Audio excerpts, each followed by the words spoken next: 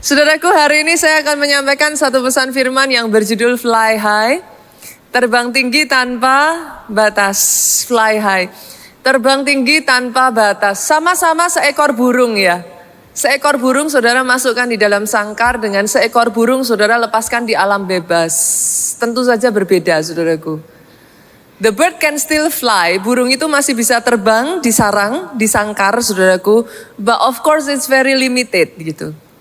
Tapi seekor burung saudara lepaskan di alam bebas dan burung itu akan terbang tinggi dengan bebas saudara, tanpa batas. Boleh nggak hari ini firman Tuhan hari ini itu basically saya ingin menantang saudara. Menantang saudara untuk melihat rencana Tuhan dalam hidupmu tanpa batas. Melihat rencana Tuhan dalam hidupmu tanpa batasan situasimu, tanpa batasan keterbatasan dan kekurangan kita, tanpa batasan masalah yang ada, saudaraku. Berani untuk melihat apa yang Tuhan punya gitu. Seberapa Tuhan bisa bawa saudara. Tanpa semua batasan, apakah itu batasan fisik, apakah itu batasan pemikiran, apakah itu batasan karena memang kekurangan yang ada pada diri kita. Basically firman Tuhan hari ini saya menantang saudara. Lihat melampaui semua itu. Bagaimana Tuhan bisa bawa saudara fly high, terbang tinggi tanpa batas. Saya akan terlebih dulu mengajak saudara untuk melihat Yesaya pasalnya yang ke-40 ayatnya yang ke-31. Semakin saya baca ya saudaraku, saya tuh semakin menyadari gitu. Ketika saya baca ayat ini, saya semakin menyadari betapa pentingnya arti disiplin rohani dalam hidup kita. Kekristenan itu sebenarnya simple, saudara. Ini yang saya ulang terus-menerus, tapi seringkali we skip it. Para pelayan Tuhan di tempat ini, izinkan saya berbicara kepada saudara. Melayani itu luar biasa dan itu bagus. Tapi itu bukan alasan untuk saudara skip semua disiplin rohani. Karena tidak pernah ada yang instan, strength itu dibangun saudaraku. Ayat ini mengatakan seperti ini, tetapi orang-orang yang menanti-nantikan Tuhan mendapat kekuatan baru. Orang-orang yang menanti-nantikan Tuhan. Apa saudara? Pagi hari kadangkala pernah nggak saudara doa atau saudara bilang sama saya, Pastor saya kayak nggak dapat apa-apa gitu. Saya nggak tahu doa kok kayak rasanya ada momen-momen di mana saudara berdoa dan kayak nothing gitu. Tapi tahukah saudara di semua momen itu ya, new strength itu come upon you. Pernah ngerenungin gak saudara? Yang namanya terbang itu capek loh bu. Even itu dibawa dalam rencana Tuhan. Jangankan kita bicara masalah ya bu ya. Ngadepi masalah itu capek. Tapi let's say lah saudara keluar dari masalah saudara. Tapi sadarkah saudara, bahkan ketika kau dibawa memenuhi rencana Tuhan. Saya tanya loh saudara, burung terbang terus itu capek gak? Capek. Even itu saudara menggenapi rencana Tuhan loh. Itu capek. Tapi lihat ayat ini ngomong gini, mereka seumpama, siapa mereka? Orang-orang yang menanti-nantikan Tuhan itu, mereka seumpama Raja Wali yang naik terbang. Pada saat Raja Wali itu dibawa naik terbang. Pada saat saudara keluar dari masalahmu, engkau dibawa naik terbang. Pekerjaanmu dibawa naik terbang. Karirmu dibawa naik terbang. Pelayananmu dibawa naik terbang. Itu capek apa enggak saudara? Capek. Dan lihat apa kata ayat ini. Dengan kekuatan sayapnya. Jadi Raja Wali bisa terbang kalau sayapnya kuat. Dari mana si Raja Wali ini sayapnya bisa kuat? Orang yang menanti-nantikan Tuhan mendapat kekuatan baru. Mereka berlari dan tidak menjadi lesu. Akan ada ya Pak, waktu-waktu di mana untuk saudara masuk penggenapan rencana Tuhan, engkau diajak lari. Larinya bukan lari sprinter, larinya maraton. Dapat dari mana kekuatannya? Akan ada waktu mereka berjalan dan tidak menjadi lelah. Kenapa? Kata kuncinya adalah orang yang menanti-nantikan Tuhan. Tahukah saudara, ibadahmu seperti ini tidak akan sia-sia, aminnya yang paling keras. Karena kadang tanpa kau sadari pada saat kau beribadah seperti ini, kau menanti-nantikan Tuhan. Ada sebagian dari saudara ya, pernah gak sih ibadah isinya menangis saja saudara? Pernah ya? Tapi sadarkah saudara justru di saat itulah kekuatanmu diperbaharui. Dalam semua tangisan itu Tuhan bersihkan hidupmu. Dalam semua tangisan itu ada kekuatan masuk, ada damai sejahtera mengalir saudaraku. Orang yang menanti-nantikan Tuhan akan mendapat kekuatan baru. Doa saya ya saudaraku, pada saat pekerjaanmu dibawa naik, pada saat pelayananmu dibawa naik, pada saat karirmu dibawa naik. Ini yang jadi doa saya. New strength comes upon you. Kekuatan yang baru itu turun atas saudara. Sehingga apapun saudara saat ini mungkin sedang melalui badai masalah, ataukah saudara sedang dibawa Tuhan untuk terbang naik tinggi. New strength. Saya perkatakan ada kekuatan baru. Dan doa saya saudaraku, naiknya itu bukan sementara. Ipik turun saudara. Tapi terus naik bukan turun. Ulangan 28 kita lihat. Ulangan 28 ayatnya yang ke-12 sampai 13. Tuhan akan membuka bagimu perbendaharaannya yang melimpah. Masih ingat Allah El Shaddai saudaraku? Open heaven. Yakni langit, untuk memberi hujan bagi tanahmu pada masanya dan memberkati segala pekerjaanmu, sehingga engkau memberi pinjaman kepada banyak bangsa, tetapi engkau sendiri tidak meminta pinjaman. Bolehkah saya perkatakan di dalam kehidupan saudara, this is the new season. Ada musim yang baru datang atas hidupmu. New season di mana satu babak engkau akan masuk, berkat Tuhan is just there for you. Ada saja penyertaan Tuhan, ada saja favor Tuhan, ada saja berkat Tuhan. Tapi ayat yang ke-13 di sana mengatakan, Tuhan akan mengangkat engkau menjadi kepala bukan ekor, aminnya boleh yang paling keras. Engkau akan tetap naik dan bukan turun, aminnya yang lebih keras. Apabila engkau mendengar perintah Tuhan Allahmu, yang kusampaikan pada hari ini kau lakukan dengan setia. Ini kata kuncinya saudara. Kemarin berapa banyak dari saudara yang datang PWN, boleh lambaikan tangan? Wow. Biarlah kasih dan setia itu kau kalungkan di lehermu dan ditulis, diukir di lubuk hatimu. In the end ya saudaraku, orang yang bertahan sampai kesudahannya yang akan masuk ke dalam kerajaan surga. Pada saat saudara beribadah seperti ini, pada saat saudara teduh di rumah ya saudaraku. Saudara tahu nggak, yang dilatih itu muscle-muscle, otot-otot kesetiaan. Kesetiaan itu bukan yang kayak sesuatu yang, bubbling.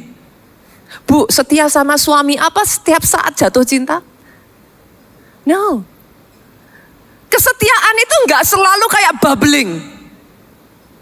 But you keep on being faithful.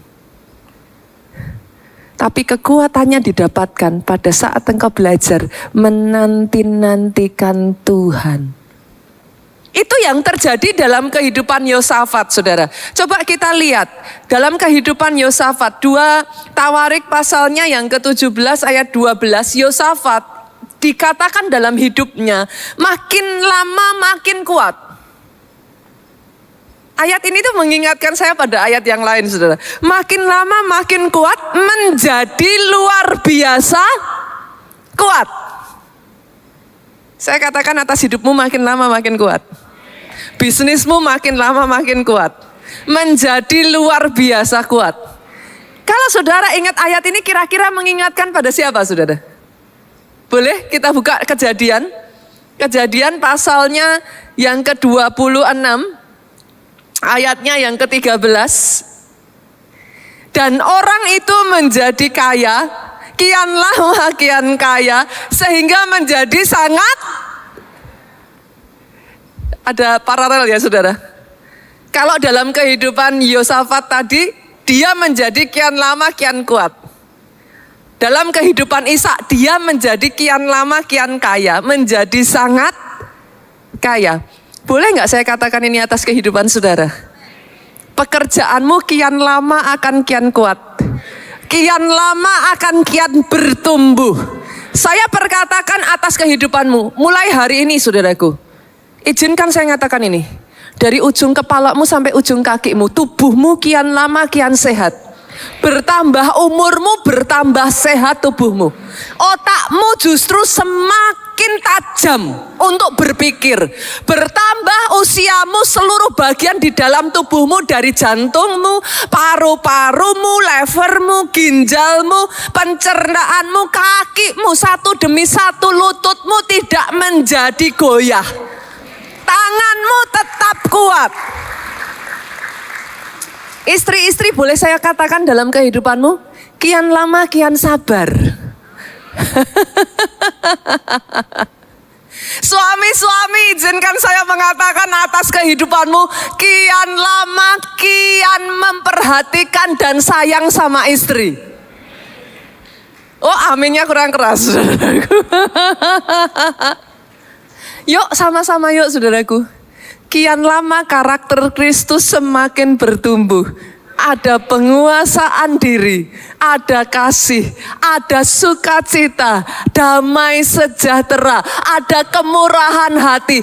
Kian lama, kian kuat di dalam Tuhan. Kian lama, kian kaya di dalam semua kekayaan Tuhan. Berapa banyak dari saudara yang dalam kehidupan saudara ini yang saudara mau? Dibawa terbang tinggi. Jangan jadi orang Kristen seperti burung dalam sangkar. Because of the limitation you have. Saudara membatasi Tuhan punyanya seberapa, tapi saudara hanya bisa acquire seberapa. Kenapa? Karena ada sangkarnya. Hari ini saudaraku, break free. Keluar dari sangkarmu, terbang tinggi tanpa batas. Aminnya yang paling keras. Boleh tepuk tangannya yang paling meriah buat Yesus Tuhan kita. Pertanyaannya sekarang, Pastor, bagaimana cara saya bisa terbang tinggi tanpa batas? Saya hanya akan bagikan dua hal saudaraku. Gimana caranya kita bisa terbang tanpa batas? Yang pertama, untuk terbang tinggi butuh effort tinggi. Terbang tinggi butuh effort tinggi. Effort itu apa, Bu? Effort itu usaha. Effort itu perjuangan. Effort itu kerja keras. Effort itu bayar harga. Terbang tinggi butuh effort tinggi. Saya akan mengambil pelajaran dari seorang rasul saudaraku yang disebut dalam hidupnya sebagai the Apostle of Grace. Ada yang tahu siapa dia? Rasul Paulus. Dalam kitab-kitabnya saudaraku, Rasul Paulus ini membukakan pewahyuan yang begitu luar biasa tentang yang namanya grace, anugerah. Tetapi saudara, lucunya ada banyak orang berkata kepada saya, Pastor, bukankah ya sudah ada anugerah Tuhan, kita nggak perlu kerja keras, kan Tuhan sudah ngerjain. In a way saudara, saya agree, saya setuju. Berapa banyak yang sepakat dengan saya bahwa keselamatan bukan karena kerja kerasmu? Yang mengerti katakan amin. Dia mati di atas kayu salib. Jangan salah loh saudaraku. Pada saat engkau masih berdosa. Jadi saudara tidak perlu melakukan apapun untuk membuat dia mati buat saudara. Bahkan ketika kau masih berdosa, Dia mati buat engkau. Dan keselamatanmu tidak didapat dari kerja keras, maafkan saya. Keselamatanmu tidak didapat dari hasil usahamu, apakah kau berbuat baik ataukah engkau berbuat jahat. Yang mengerti katakan amin. Karena even since engkau berbuat jahat, engkau berdosa di hadapan Tuhan, He die for you. Tapi jangan salah saudara. Dengar ini baik-baik. Filipi 2 ayat 12. Kalau saudara baca judulnya bahkan ya, muncul di sana aja judulnya sudah apa? Kerjakan keselamatanmu. Tetaplah kerjakan keselamatanmu dengan takut dan gentar, bukan saja seperti waktu aku masih hadir, tetapi terlebih pula sekarang waktu aku tidak hadir. Rasul Paulus ngomong itu. Tetap kerjakan keselamatanmu. Wow. Maksudnya gimana, Pastor? Kalau kita merenungkan ya saudara, apa yang membuat di dalam kehidupan Rasul Paulus, dia tuh berkata, aku bahkan bekerja lebih keras dari Rasul yang lain. Apa yang membuat hidupnya itu dibawa terbang tinggi, dibawa mencapai yang tidak satupun Rasul bisa capai, saudara? Kita lihat boleh? Filipi yuk kita buka. Pasalnya yang ketiga kita lihat. Ayatnya yang ke-7 sampai ayatnya yang ke-8. Ini yang dikatakan Rasul Paulus. Tetapi apa yang dahulu merupakan keuntungan bagiku, sekarang kuanggap rugi. Jujur ya saudara, mengikut Yesus ya. Berapa banyak dari saudara masih mengikut Yesus tapi juga masih memegang cara lama, hidup lama. Tapi Rasul Paulus tuh ngomong, malahan segala sesuatu gue anggap rugi karena pengenalan akan Kristus. Lebih mulia daripada semuanya, oleh karena dialah, oleh karena Yesus, aku melepas semuanya itu. Rasul Paulus tuh bukan hanya effort high saudara. Dia lepas semua itu dan menganggapnya sampah supaya apa? Supaya aku memperoleh Kristus. Untuk dia memperoleh Kristus, untuk dia memperoleh kemuliaan itu ya saudara, dia lepas semua. Maafkan saya saudaraku, terbang tinggi tanpa effort tinggi hanya mimpi. Saya ulang ya saudara, Pastor kok jahat. Terbang tinggi tanpa effort tinggi hanya mimpi. Saudara boleh menemukan, saudara cari deh orang-orang berhasil di seluruh dunia ini dalam hal apapun. Banyak faktor, tapi ada satu faktor yang akan saudara temukan dan itu sama. Mereka adalah orang-orang pekerja keras.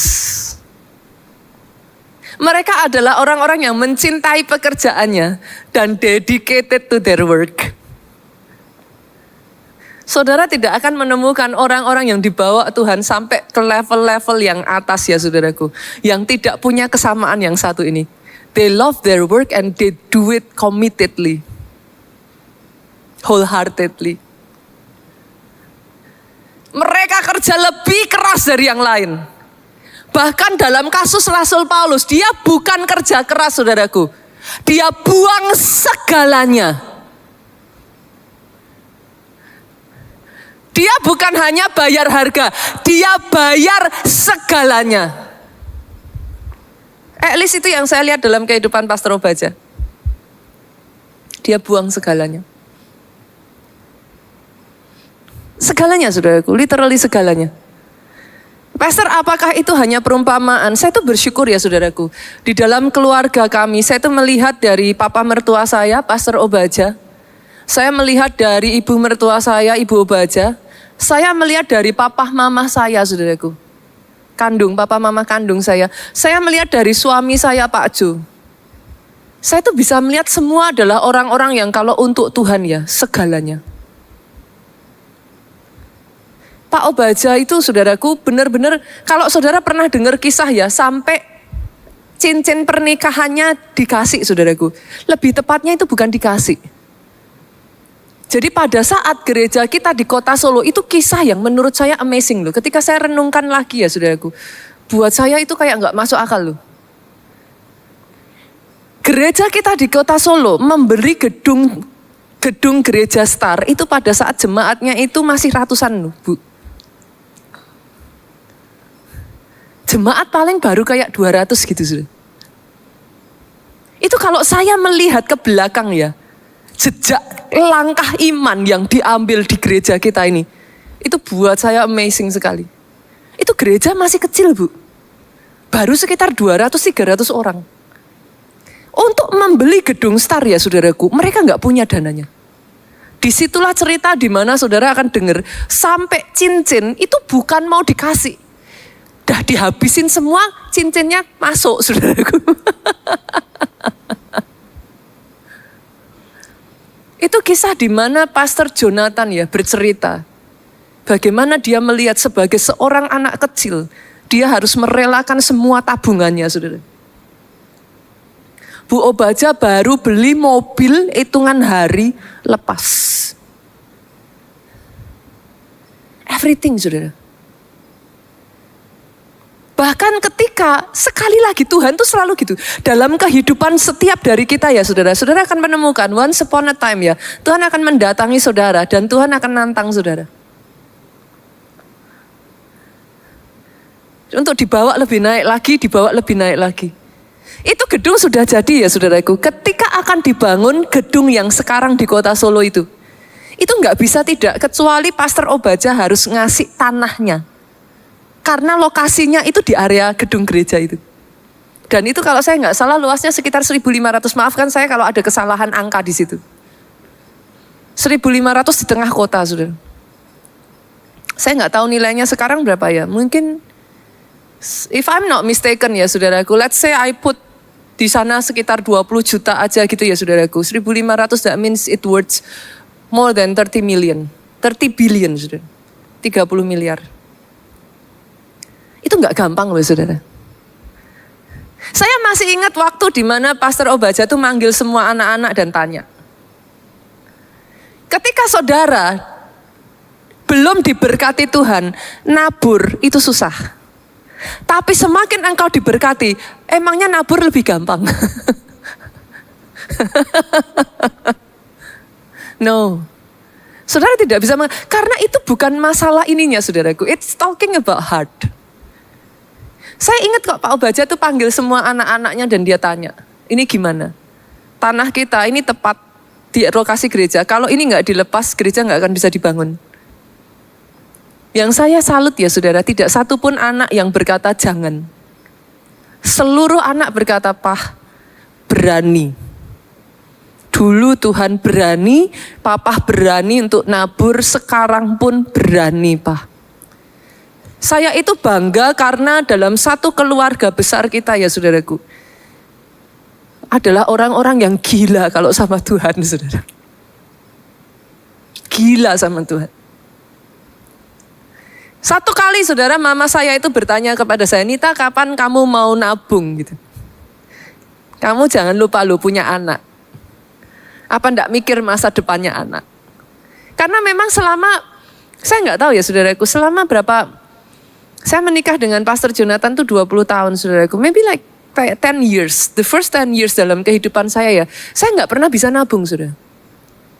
Bukan enggak mau. Nanti baru nabung sedikit gitu ya saudaraku, besoknya diumumkan janji iman, ya sudah buat kita itu let go sudah.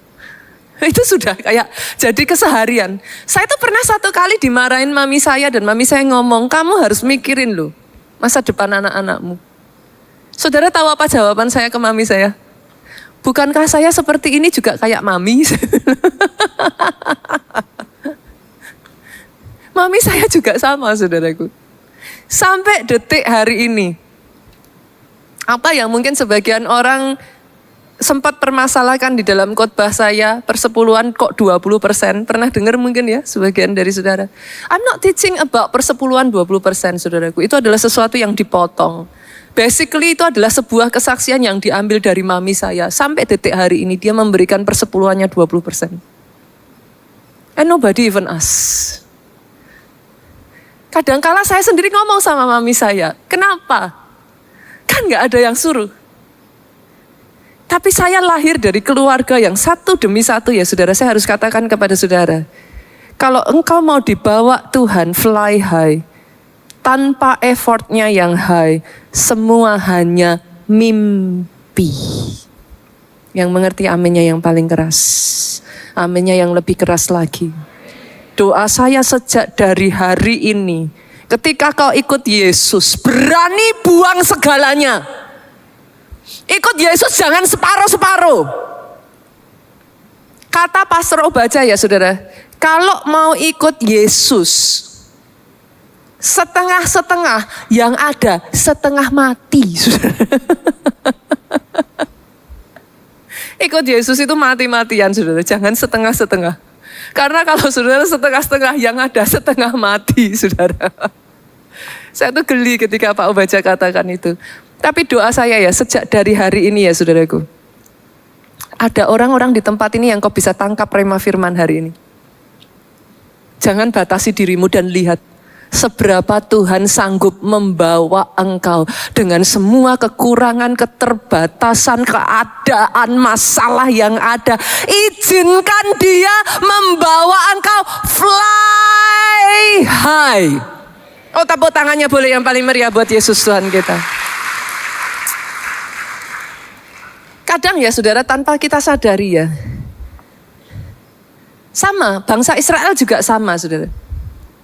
Pada saat mereka ngelawan, pernah kepikir nggak? Mereka ngelawan Yeriko, itu size-nya lebih gede loh sudah. Mereka menang loh. Hitungan di atas kertas, mereka lawan Ai, itu kemenangan mudah saudara. Karena sudah jelas kok, mereka ngelawan Yeriko yang jauh lebih besar aja mereka menang. Tapi kenapa lucunya ngelawan Ai bu, kalah.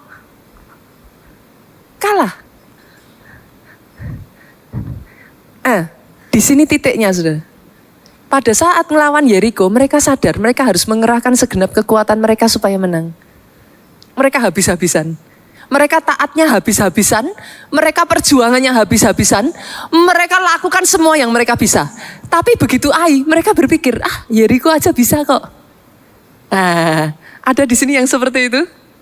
Dulu, di pekerjaanmu, engkau habis-habisan dan Tuhan bawa engkau berhasil. Tapi setelah dibawa Tuhan berhasil, nah, kipet-kipet saudaraku.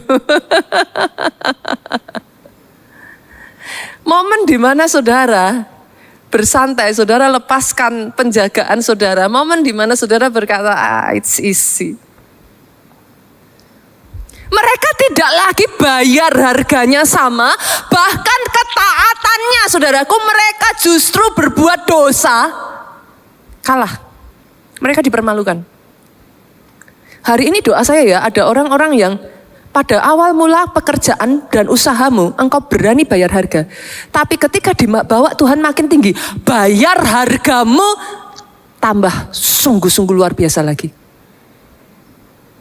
Ada orang-orang di tempat ini ya, bukan dibawa naik, engkau kendorkan, gasnya dikendorkan. Tapi ketika firman Tuhan ini diberitakan, ada yang berani setelah dibawa naik, terbangnya lebih lagi, bayar harganya lebih lagi, perjuangannya lebih lagi, kerja kerasnya lebih lagi. Di momen itu saudara akan lihat, seperti Raja Wali, naik terbang dengan kekuatan sayapnya. Pastor, kalau di momen-momen itu saya tidak kuat lagi gimana Pastor? Orang yang menanti-nantikan Tuhan, dia akan dapat kekuatan baru. Di momen Tuhan bawa engkau terbang tinggi, jangan lupakan satu hal ini. Saat teduh itu harus jadi momen prioritas utama dalam hidupmu. Every single day. Mau dapat, mau nggak dapat, mau nangis, mau nggak nangis, mau ngerasa merinding, nggak ngerasa apapun. Every single day bertekun. Dari situ sayapmu dilatih. Kepaan sayapmu akan dilatih. Ketika dibawa semakin tinggi, kau tidak akan lelah. Terus naik bukan turun. Jadi kepala bukan ekor. Jadi atas kehidupan saudara, tepuk tangannya boleh yang paling meriah buat Yesus Tuhan kita.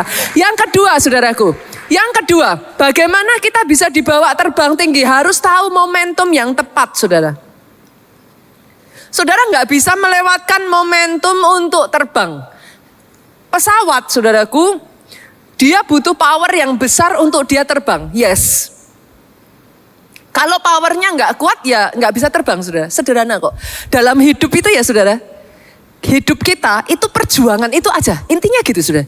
Dari A kita mau mencapai garis finish Z. Sesederhana itu aja. Itu hidup. Tapi pernah ngerasa nggak? Gaya gravitasi yang narik turunnya itu kenceng. Sama, pesawat juga sama. Untuk terbang jangan naif. Saya katakan berkali-kali orang Kristen jangan naif.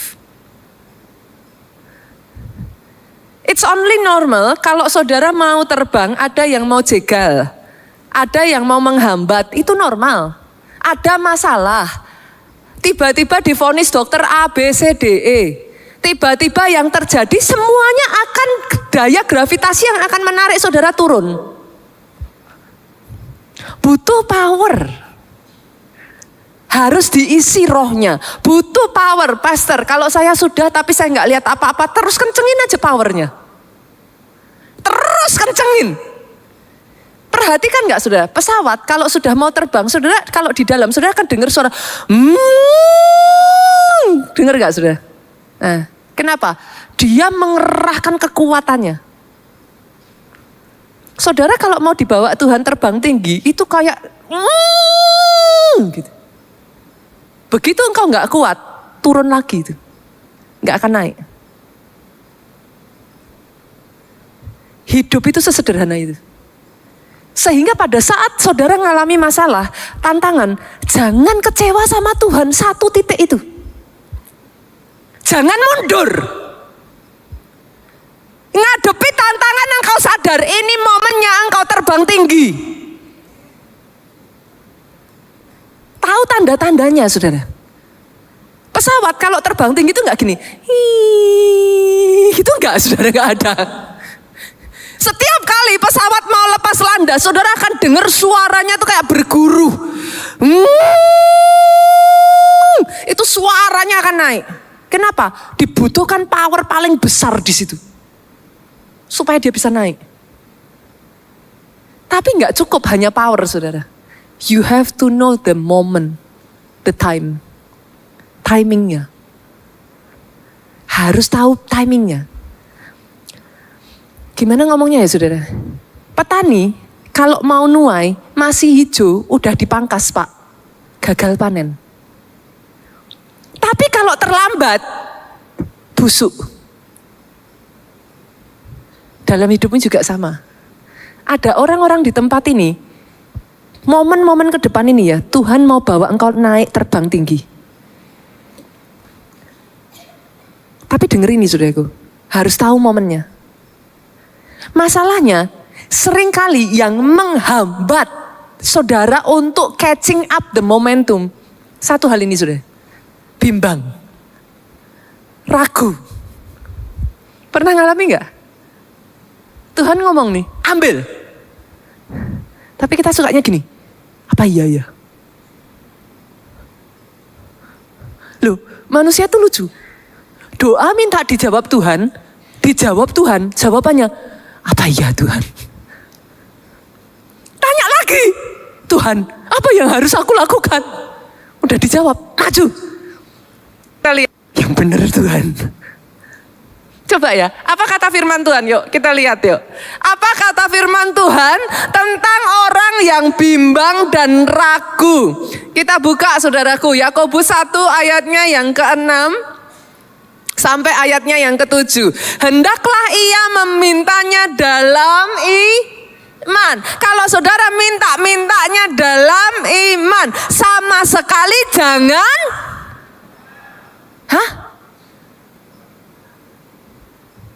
Sebab, boleh dibaca sama-sama 2-3? Orang yang bimbang sama dengan gelombang laut yang diombang-ambingkan kian kemari oleh angin. Ayat 7 sama-sama saudaraku.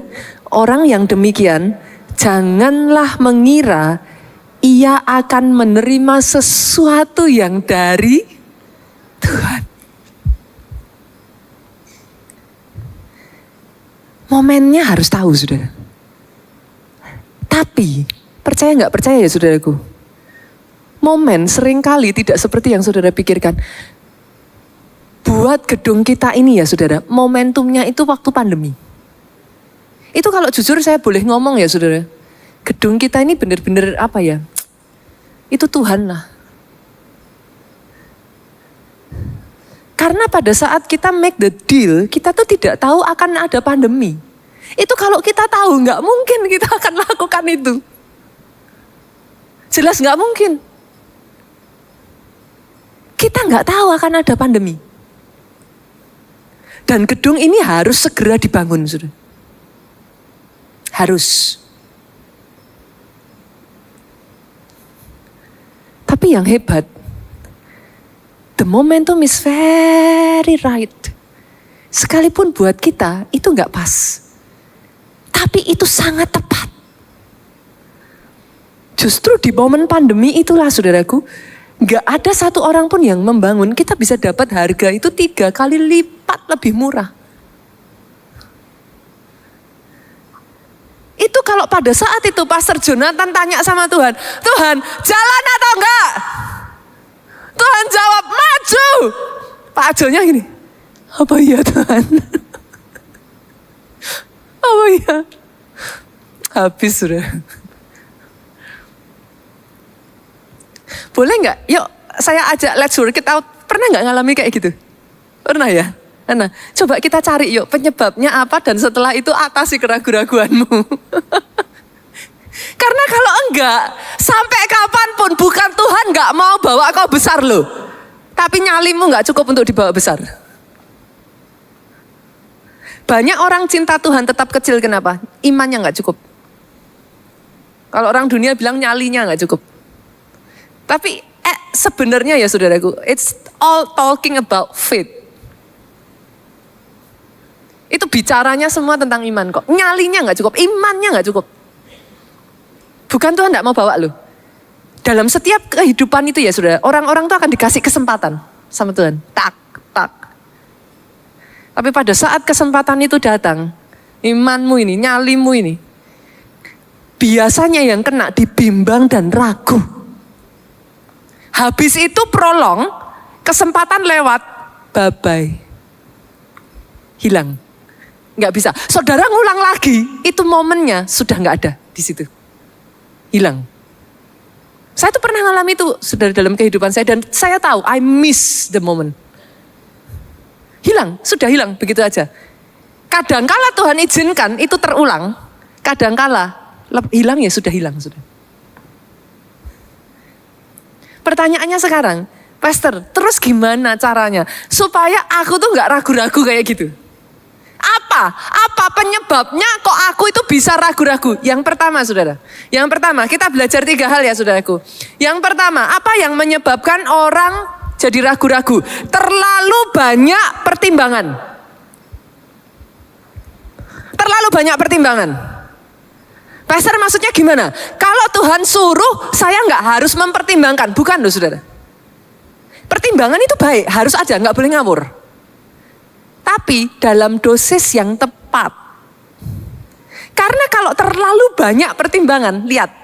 Ada satu firman Tuhan yang cantik sekali. Saya senang sekali baca ayat ini saudara. Pengkhotbah 11 ayat 4. Buat orang yang sering ragu-ragu dan bimbang, ayat ini tepat sekali. Siapa senantiasa memperhatikan angin tidak akan menabur. Dan siapa senantiasa melihat awan tidak akan menuai. Saya bacakan dalam terjemahan Indonesia sehari-hari ya.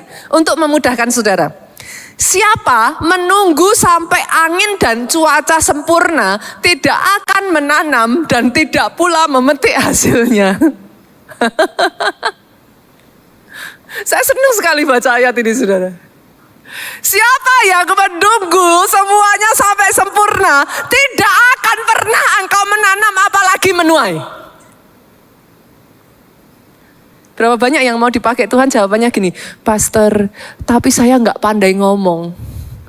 Pastor, tapi saya nggak punya waktu. Pastor, tapi saya orangnya takut kalau disuruh berdiri di atas mimbar. Pastor, halo, kalau engkau menunggu semuanya sempurna, engkau tidak akan menanam dan engkau tidak akan menuai. Yang mengerti aminnya yang paling keras. Berapa banyak usahanya mau diperbesar sama Tuhan. Tuhan, tapi aku enggak siap. Tuhan, pegawaiku nggak cukup. Tuhan, tapi aku nggak punya knowledge-nya. Tuhan, modalnya nggak cukup. Tuhan, dukungannya belum cukup. Kalau engkau terus menunggu, tidak akan menanam apalagi menuai. Doa saya sejak dari hari ini ada orang-orang yang imannya dikuatkan. Don't miss. Jangan engkau melewatkan momentum. Yang kedua saudaraku, yang kedua, apa yang membuat orang akhirnya bimbang terus? Pernah mengalami kegagalan. Pernah mengalami kegagalan, akhirnya saudara trauma, dan itu membuat saudara tidak berani untuk maju. Saya tanya boleh nggak, berapa banyak di sini yang punya anak-anak kecil, boleh lambaikan tangan? Anak-anak yang di bawah 5 tahun? Oke, saudaraku. Saya tanya saudaraku, ada nggak bayi yang lahir sampai di usia tertentu langsung bisa jalan? Don't be too hard on yourself ya. Jangan terlalu keras pada dirimu sendiri. Saya tanya untuk seorang bayi ini sampai akhirnya bisa berjalan berapa kali dia jatuh? Tidak terhitung saudara. Maafkan saya Pak, tapi hari ini saya harus ngomong, kegagalan itu journey menuju keberhasilan. Kalau bayi itu jatuh, terus dia bilang, Mama gak mau jalan. Seumur hidup saudara gendong. Jatuh 2 kali, jatuh 3 kali, bilang, tuh kan jatuh lagi. Berapa banyak di antara saudara tertawa, tapi itu yang saudara katakan kepada Tuhanmu. Tuh kan, jatuh lagi, gagal lagi. Tapi kalau hari ini saudara bisa menangkap kegagalan adalah proses menuju keberhasilan, engkau tidak akan takut untuk gagal. Jatuh terus kenapa? Bangun. Yang mengerti katakan amin. Kita sering mendapat didikan ya saudaraku, kan zaman dulu yang namanya kalau jatuh kakinya terantuk kan, kalau zaman dulu ya saudara, oh nakal, gitu kan saudaraku. Tapi zaman sekarang kita dididik apa? Oh nggak apa-apa. Kuat, bangkit lagi, jalan lagi. Senggol kiri kananmu. Sama seperti kau katakan itu ke anakmu, katakan itu pada dirimu sendiri. Gak apa-apa, bangun lagi, jalan lagi. Jangan takut untuk gagal. Yang mengerti aminnya yang paling keras. Aminnya yang lebih keras lagi. Yang terakhir saudaraku, yang terakhir. Ini sesuatu yang memang kadang susah ya saudara. Mendengar perkataan orang lain yang tidak menangkap visi yang Tuhan berikan kepada kita. Setiap orang dalam kehidupannya Tuhan tuh akan kasih visi yang berbeda-beda. Pertimbangan dari orang lain itu penting. Tapi yang pertama saudara harus tahu rema Tuhan buat saudara terlebih dulu. Saya tuh menyadari saudara dalam kehidupan gereja ini ya, kalau bukan kita tidak mau mendengarkan orang lain, enggak. Tapi saya tuh pernah menyesal saudaraku. Karena saya mendengarkan perkataan orang.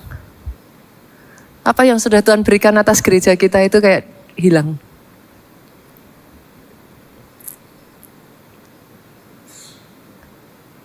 Dan saya menyadari, kadangkala engkau berjalan bersama Tuhan, belajar dengerin suaranya Tuhan. Itu yes. Satu kali saudaraku kemarin pada saat kami pergi ke Amerika, anak saya ikut saya pernah ceritakan ini. Sekolah minggu saudaraku yang ada di gereja itu. Kami mengisi di sana, kami khotbah di sana, anak-anak ikut sekolah minggu, Jen khususnya saudara. Dan di sana Jen mendapat satu pelajaran yang luar biasa sekali. Dia cerita, Mami, I love the kids impact, kata dia. Kenapa? Saya tanya. Today I learn about faith. Oh ya, saya bilang. Jen belajar tentang iman. Seperti apa iman? Kakak gurunya ngajak mainan saudaraku. Jadi anak-anak yang lain itu disuruh rame. Rame sekali. Mereka tuh dilombakan berpasangan gitu. Satu anak dengan satu anak, satu anak dengan satu anak. Yang lain anak-anaknya suruh teriak-teriak, suruh rame, suruh ribut gitu saudara. Dan masing-masing harus mengenali suara dari pasangannya. Matanya anak ini ditutup. Mereka dibukakan untuk melihat itu loh. Tujuannya sampai situ ya, garis finishnya ya. Matanya habis itu ditutup, mereka diputar saudara. Mereka hanya boleh mendengar suara dari pasangan mereka di game itu untuk sampai ke tempat tujuan. Dan Jen cerita sama saya, Mami, apparently it's not that easy. So many distraction, kata dia. Sangat banyak penghalang. Aku tuh gak tahu mau dengar suara yang mana. Karena temanku yang lain ya juga suaranya ngomong sini. Left, right. Aku tuh harus bener-bener, telingaku tuh harus bener-bener dengerin suara teman pasanganku ini. Terus saya tanya, Jen, kamu berhasil gak nyampe? Yes, I did it, Mami. How do you do it? I close my ears from others' voice, kata dia. Saya tutup telinga saya dari semua suara yang lain, dia bilang. Dia benar-benar berjuang konsentrasi dengar suara temannya ini, saudaraku. Dan dia ikuti. Dalam kehidupan, kau harus lakukan itu dengan Tuhanmu. Terus saya tanya, Jen, berarti apa yang kau pelajari dari iman? Although you do not see, you need to trust God. Dia belajar, saudaraku. Berapa banyak seringkali kita tidak mencapai tujuan karena telinga kita ini, saudaraku, penuh dengan distraction. Saudara tidak bisa membedakan mana suara yang harus saudara dengar dan suara yang tidak boleh saudara dengar. Sekalipun terdengar seolah-olah itu baik. Kalau suara iblis ya jelas-jelas saudara gampang bedainnya. Tapi ada suara-suara itu yang terdengarnya baik. Udah, jangan, gak usah. Kamu ngapain? Nanti gak, ini loh capek, udah gak usah aneh-aneh. Tapi mungkin bukan itu yang Tuhan mau. Tuhan maunya maju terus. Aduh tapi berat Tuhan. Gak apa-apa. Aku bersama dengan Engkau. Aku udah gak kuat lagi Tuhan. Akan ada suara yang ngomong, udah gak kuat kok dipaksa. Istirahat. Cukup. Gak usah dipaksain. Tapi ada suara berkata, maju terus. Sedikit lagi. Aku akan ada bersama dengan Engkau. Aku tidak akan melepaskan Engkau. Kadang suaranya itu begitu kecil saudara. Engkau harus konsentrasi, kau harus tutup telingamu dari suara-suara yang lain. Engkau harus benar-benar mendengarkan suara itu dengan sungguh-sungguh. Karena kadang kala suara itu tertumpuk dengan banyak hal saudaraku. Tapi ketika kau belajar, rely on His voice. Sama seperti anak saya sampai titik tertentu dia bersorak-sorai dan dia berkata, I did it, Mami. I entered the finish line.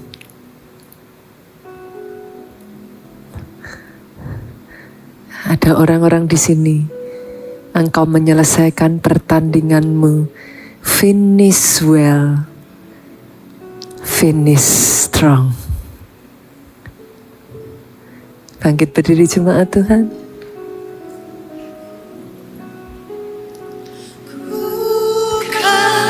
Terbang tinggi bagai raja wali di atas segala persoalan hidupku dan aku percaya saat aku bersamamu tiada yang mustahil.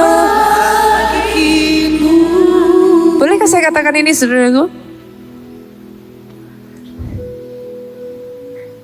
Pada saat Daud hendak membawa tabut perjanjian itu, dia gagal loh. Dan Alkitab mencatat itu membuat Daud takut. Kenapa? Karena ada nyawa melayang, saudaraku, Usa mati. Daud takut. Tapi kalau tabut perjanjian itu tidak masuk ke kota Daud, pondok Daud tidak dibangun, saudaraku. Saudara tidak akan pernah mendengar cerita bagaimana Daud berkemenangan dalam setiap peperangannya. Di dalam ketakutannya itu, saudaraku, Daud berjuang lagi. Dia mencoba lagi. Ada di sini yang kau sempat gagal, gak usah angkat tanganmu, saudaraku. Ada di sini yang kau sempat mungkin, saudaraku, engkau mencoba dan berkali-kali kayak seolah-olah gagal. Tapi hari ini, saudara, firman ini simple, basically simple. Izinkan Tuhan, jangan batasi Tuhan. Buka matamu lebar-lebar untuk melihat seberapa Tuhan sanggup bawa engkau. Itu doa saya, saudaraku, hari ini. Dan saya berdoa sama seperti lagu ini. Engkau diberikan keberanian untuk engkau bisa berkata, ku kan terbang tinggi bagai raja wali di atas segala, di atas semua persoalan, masalah, tantangan, rintangan. Percaya saat ku bersamamu, tiada yang mustahil bagimu. Ku kan terbang tinggi bagai raja wali di atas segala persoalan hidupku. Dan aku percaya saat ku bersamamu. Yang terakhir, saudaraku, katakan segenap hatimu. Ku kan terbang tinggi bagai raja wali di atas segala persoalan hidupku. Yang aku percaya saat ku bersamamu. Terjadi Tuhan, tiada yang mustahil bagimu. Tiada yang mustahil bagimu. Tiada yang mustahil bagimu.